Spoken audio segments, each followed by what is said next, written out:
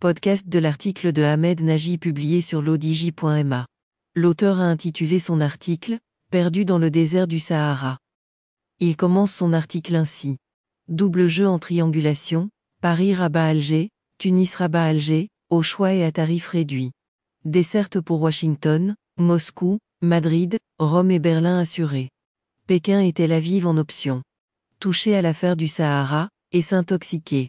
C'est la situation dans laquelle s'est récemment empêtré le président tunisien, Kais Saied, lorsqu'il reçut, en grande pompe le 26 août à Tunis, le chef des Polisariens, Brahim Ghali, à l'occasion du 8e sommet Japon-Afrique. Inversement, le président français, Emmanuel Macron, qui fait tout ce qui est en son pouvoir pour éviter de se prononcer clairement à ce sujet, se doit pourtant d'admettre que l'affaire du Sahara lui colle comme un chewing-gum à la semelle. C'est une histoire d'amour, entre Paris, Alger et Rabat, qui a, le plus ordinairement pour un couple à trois, sa part de tragique, pour paraphraser le président français, Emmanuel Macron. Aussi, quand Tunis, Washington, Madrid et Berlin viennent y ajouter leur touche propre, les choses ne peuvent qu'en devenir encore plus compliquées. Et, de manière moins médiatique mais non moins influente, Moscou et Tel Aviv manœuvrent en Méditerranée occidentale au mieux de leurs intérêts, à la marge du grand jeu géopolitique en cours sur l'échiquier eurasiatique. L'auteur poursuit son article ainsi. Blanc ou noir ? L'insistance de Sa Majesté le roi Mohamed VI à distinguer les pays amis du Maroc de ceux qui ne le sont pas vraiment, en fonction du critère de la reconnaissance de la marocanité du Sahara, est venue jeter une lumière crue sur certaines zones d'ombre soigneusement entretenues par des chancelleries de quelques pays prétendument partenaires du royaume.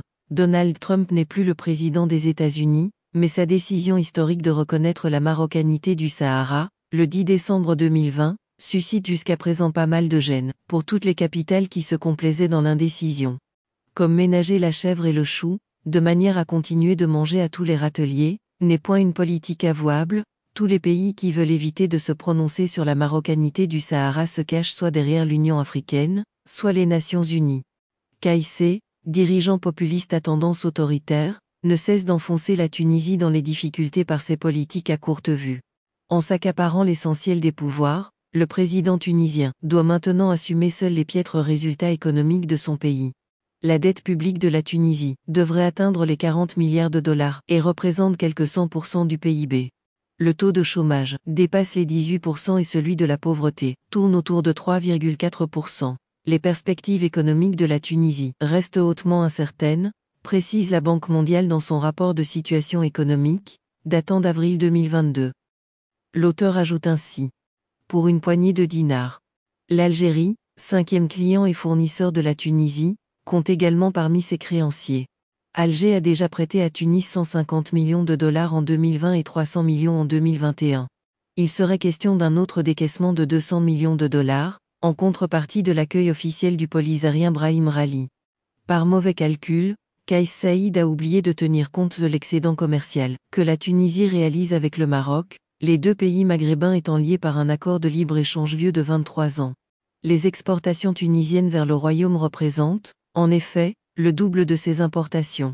L'autre erreur du président tunisien est de se mettre en porte-à-faux par rapport à un autre de ses partenaires, et non des moindres, les États-Unis. Tunis et Washington ont signé un important accord de coopération militaire, en 2020, qui fait de ce pays maghrébin une base avancée pour les opérations militaires spéciales américaines en Libye. Les manœuvres militaires maroco-américaines African Lion se sont déroulées, l'année dernière autant au Maroc qu'en Tunisie. Serait-il encore possible, après le faux pas de Kais Saied, de s'imaginer de nouveaux exercices en commun ? L'auteur précise sa pensée ainsi.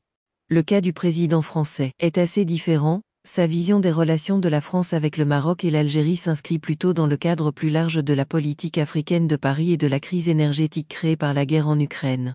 Sa stratégie à ces sujets est aussi limpide que sa fameuse formule, mais en même temps, Emmanuel Macron a l'art de pourrir tout ce qu'il touche et les généraux d'Alger, celui de toujours récolter l'inverse des effets désirés de leur manigance. Mélangez les deux et secouez le tout dans un bain de foule du président français à Oran et vous obtenez un cocktail explosif, de rire ou de tristesse, le chef d'État de l'ancienne puissance coloniale chaleureusement acclamé par des demandeurs d'excuses pour les crimes du colonialisme et de visa, pour aller s'installer chez l'ancien oppresseur tellement honni.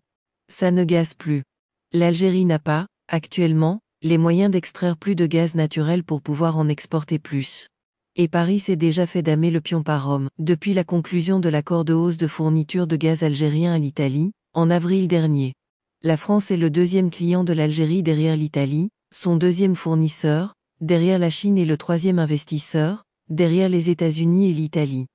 Paris ne peut que constater, avec regret, l'érosion de sa position dans son ancienne colonie. Mais le comble de la cécité géopolitique du président Macron est révélé par le cafouillage de sa politique sahélienne. L'ours dans le désert. Comment s'opposer à la présence des mercenaires russes de la société Wagner au Mali, tout en tentant de séduire le principal allié de Moscou dans la région? Quand Paris fait la moue suite à la reconnaissance de la marocanité du Sahara par Washington, le principal argument avancé est la démarche unilatérale adoptée par Washington. C'est ce même unilatéralisme qui est dénoncé par Paris concernant l'annexion de la Crimée par la Russie, le 20 avril 2014, et le lancement de l'opération spéciale russe en Ukraine, le 24 février de l'année en cours.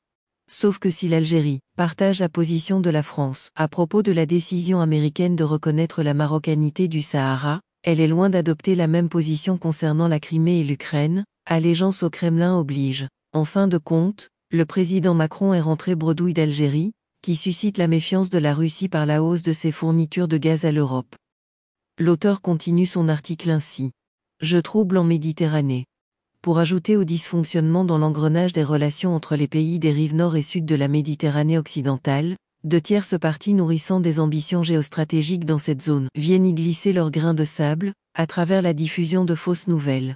Ni la Tunisie, ni la France ne sont des ennemis du Maroc, sans parvenir à franchir le pas d'une franche amitié, l'Algérie, plutôt que la question du Sahara, constituant une pierre d'achoppement.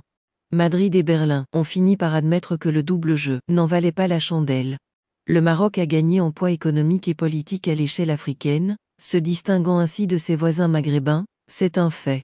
Paris, par contre, n'arrive toujours pas à se faire à l'idée de perdre un levier de pression sur Rabat et de voir, à la place, repenser les relations bilatérales en termes de contrepartie, réelle et significative, socle de toute saine relation gagnant-gagnant. Chaud ou froid? C'est, bientôt, la saison froide que le vieux continent devra affronter, cette année, sans suffisamment de gaz pour se réchauffer. Sous un beau soleil hivernal, à Marrakech, les évadés fiscaux de l'Hexagone palabreront sur leurs compatriotes mécontents, battant le pavé sur les bords de la Seine. L'auteur conclut son article ainsi. À Rabat, on garde la vis serrée et on patiente jusqu'à ce que le fruit mûr tombe de lui-même. C'est également ce que fait Moscou dans son affrontement hybride contre l'Occident, mais de manière plus harde. Pékin, pour sa part, nourrit l'ambition de rouler à grande vitesse sur les rails du Marrakech-Agadir. Alors, ce consulat, vous le voulez à La Haye ou Dakhla, il y règne une agréable chaleur tout le long de l'année. Rédigé par Ahmed Nagy et lu par l'intelligence artificielle de l'ODJ Media. N'oubliez pas de télécharger notre application l'ODJ mobile sur Android et iOS et de vous abonner à notre chaîne YouTube l'ODJ TV si vous souhaitez être au courant des dernières actualités, podcasts et émissions télévisées.